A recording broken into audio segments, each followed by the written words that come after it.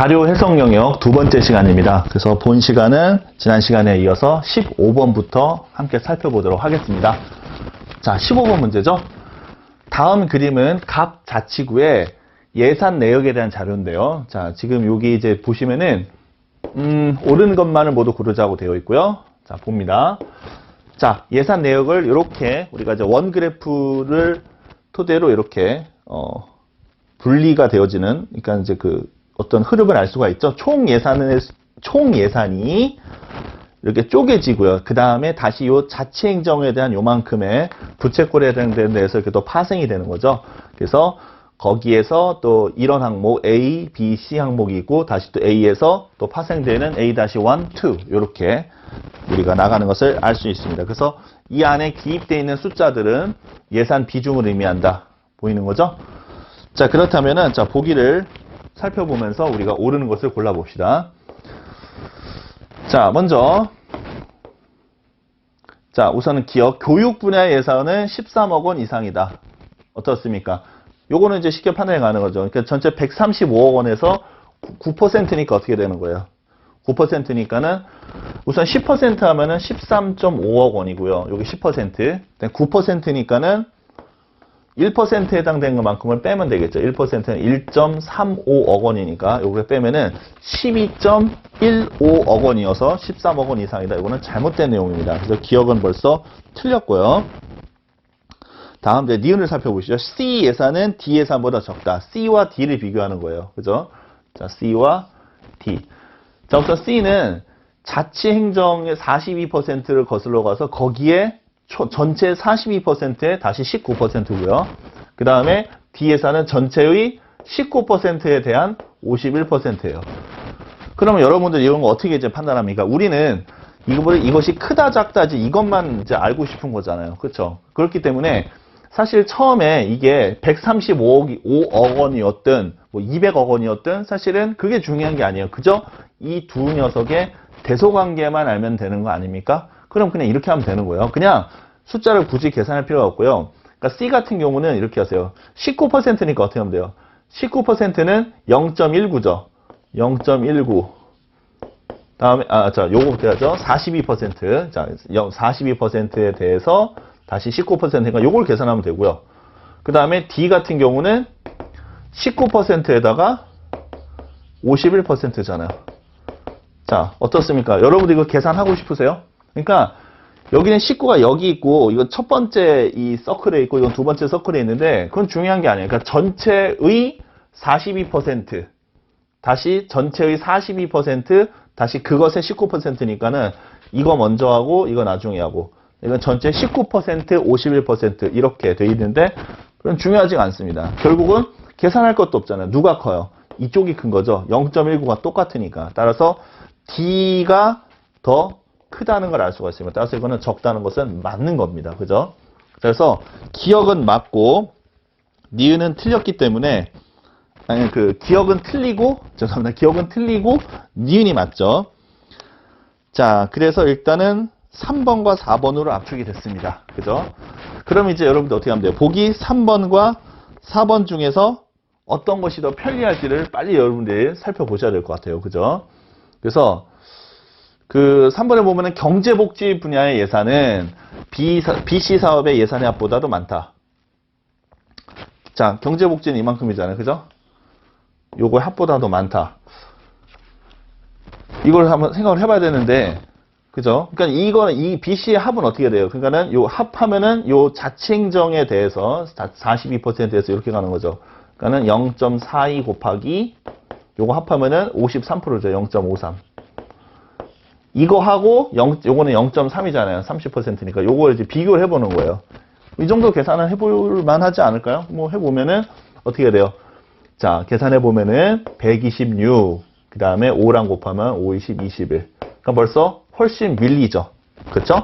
그래서 경제복지 분야 예산이 더 많다. 이것도 맞는 이야기입니다. 아까 우리 기억은 틀렸고 니은이 맞다고 했잖아요. 따라서 정답은 3번.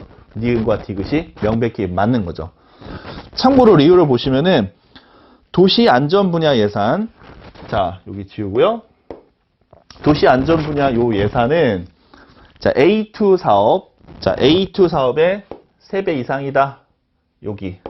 근데 여러분들 A2 사업하기가 어때요? A2 사업하려면 이렇게 하고 이렇게 하고 이렇게 해야 되죠. 이게 3번 거쳐야 되니까는 이 A2 사업에 대해서 여러분들 너무 될 수 있으면 어때요? 계산을 피하는 게 도움이 되겠죠. 그러니까는 현재 이 문제는 리을이 폭탄이라고 보시면 될 것 같습니다. 그죠? 그러니까 항상 보기들 중에서 상대적으로 좀 다루기가 좀 귀찮은 것들이 있잖아요. 그러니까 다 하는 게 절대 아니면 다 건드리면 여러분들 정해진 시간에 절대 다 이렇게 문제를 다루시기가 어려울 거예요. 그렇기 때문에 정답 벌써 니은 디귿 3번 충분히 해결이 됐고요. 자, 이제 16번 봅시다. 자, 우리 자료 해석 영역에 보면은 항상 이런 이제 우리 시대를 거슬러서 과거에 대한 어떤 이런 내용들도 나와 있으니까는 이런 자료들도 여러분들이 충분히 숙지를 해 두시고 관심을 갖고 도표에 익숙해지셔야 될 겁니다. 자, 이 문제는 뭐 충분히 여러분들 대응할 수가 있는데요. 자, 보시면 고려시대 왕의 혼인 종류별 후비수를 조사한 것이다. 틀린 것은 그랬습니다. 자, 틀린 것은. 자, 그래서 혼인 종류별 후비수 이렇게 나와 있고요. 자, 제1대부터 34대 공양왕까지, 이 보면은 족외혼, 이제 1차적인 원칙이지만 또 족내혼, 다음에 이렇게 가다 보면은 이제 충렬할부터 이제 몽골 출신과 이렇게 혼인 관계를 이렇게 또 맺는 이런 양상입니다. 자, 그래서 자, 옳지 않은 것을 고르라고 했죠. 자, 보기 보면서, 읽어보면서, 우리 표를 보면서 매칭을 해봅시다. 1번. 전체 족외혼 후비수는, 족외혼 후비수는, 어떻게 됩니까? 그러니까 전체 족외혼 후비수니까는, 이건 여러분들이 다 더해야 될 것 같은데요. 그죠? 전체를 다 더해보면은, 이게 이제 92명이 되면, 92명. 그죠? 이거 다 더하면 되는 거죠? 그 인원수는 전체 족내혼 후비수, 족내혼. 이건 28이니까는 3배 이상이다. 이건 맞는 거죠. 그래서 틀린 것이 아닙니다. 2번. 몽골 출신 후비수가 가장 많은 것은 충수광이다. 자, 그러니까 여기서부터 이제 몽골 출신 후비가 등장을 하는데, 일단 충선안이 있고요. 충수광 이제 요 인원을 봐야 되는데, 토탈 8명이니까 어떻습니까? 8명에서 요거 빼야 되겠죠. 그래서 5명이니까는 여기 충수광이 이제 3명이 되는 거죠. 그래서 가장 많다. 역시 옳은 내용이고요. 다음에 3번. 태조부터 경종까지의, 자, 태조부터 경종 어디 있습니까? 경종까지의, 경종이 여기 경종까지의 종내온 후비수의 합은, 그죠? 여기를 보면 되겠죠? 요만큼. 자, 태종부터 요 후비수의 합은 문종부터 희종까지. 자, 문종은 여기 있죠? 희종까지의 종내혼 역시 마찬가지입니다. 이렇게. 그래서 여기는 이제 더하면 어떻게 돼요? 여기 여기 밑에 여기 이제 한 명이 있으니까는, 그죠? 해보면은 여기 1, 1, 1, 3, 4, 5, 7, 8. 여기는 8이에요, 8. 그리고 여기는 2인데, 지금 보면은 전체가 이제 28명이니까는, 그죠? 그래서 요것도 어째 괄호를 채워주셔야 돼요. 여기 해보면 여기는 4명이에요, 4명. 그러니까 여기는 6명이니까는. 그죠? 그래서 합과 같다. 틀렸습니다. 정답은 3번이 되겠죠?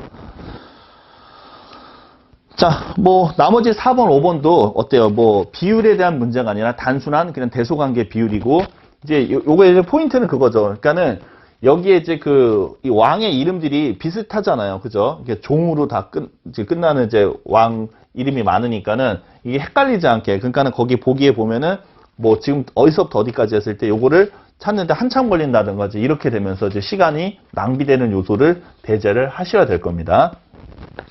자, 그 다음 17번입니다. 자, 17번. 자, 다음 그림은 자, 어떤 국가의 지역별 정당 지지율에 대한 자료입니다. 자, 요거 다시 한번 볼게요.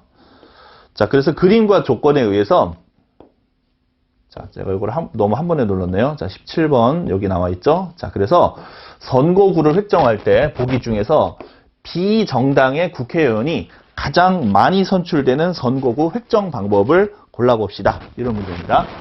자, 그래서 이제 그림을 좀 더 들여다보면, 자, 이렇게 되어 있죠. 가나다라 이런 식으로 되어 있습니다.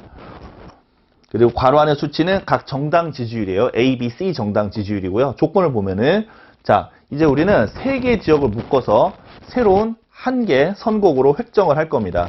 그리고 지역 경계는 이렇게 점선으로 표시되고요. 이건 지역 경계. 그다음에 선거구 경계 이렇게 돼 있죠. 여러분들 이제 얼마 전에 이제 우리 총선이 실시되지 않았습니까? 이제 그래서 이제 그 지역구를 보면은 이제 우리가 이제 뭐 어떤 그 동별로 이렇게 돼 있는데 어떤 지역 같은 경우는 이제 뭐 지방 같은 경우는 어떻습니까? 뭐 몇 개 군이 이제 합쳐져서 선거구를 따로 이제 획정을 하죠. 또 그 일부 이제 지역 같은 경우는 선거구 획정을 좀 달리 하는 경우도 있지 않습니까? 이제 그런 것들이야말로 이 각 정당의 초미의 관심사가 되고 이해득실 관계를 산출하느라 굉장히 분주할 수밖에 없겠죠. 자, 그래서 이제 그런 이슈를 의식한 그런 문제이기도 한데요. 자, 그래서 예를 들어서 가, 나, 바 세 지역이 한 개의 선거구로 이렇게 획정된 것을 의미합니다. 그 세 개 지역을 이렇게 이제 묶을 수가 있다는 거예요. 그래서 그 각 선거구당 당연히 한 명의 국회의원이 선출되는 겁니다. 자, 그래서 이제 여기 보시면은 자, 기억부터 쭉 이렇게 돼 있죠. 그러면은 B가 많이 당선되는 건 어디인지를 몇 개나 한번 보시죠. 자, 우선은 여기 보면 어때요? 가나바 하면 어떻게 돼요? 지금 딱 보면 이렇게 보면은 벌써 여기는 A 정당이 월등히 많죠. 90, 80, 60이니까. 그 다음에 이렇게 다라 하면 어떻게 돼요? 이렇게 하면은 70, 40, 120이고요. 여기는 이제 B정당이군요. 그죠? B정당이 120이니까 여기는 B정당이 되죠. 그죠?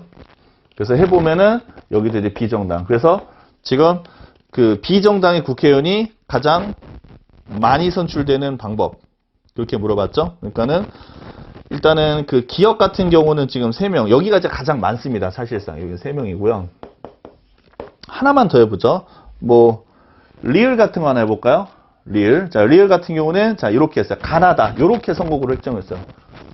그죠? 리을 같은 경우 요렇게 하고 그다음에 또 요렇게 나눴죠. 그다음에 또 요렇게 나눴어요. 자, 그럼 이렇게 나누면 어떻게 돼요? 이게 보기 리을이에요.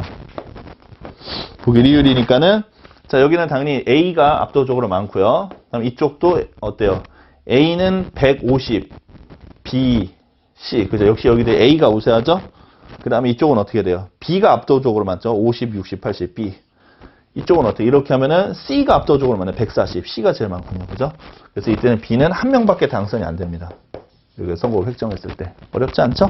그래서 정답은 기억임을 알 수가 있습니다.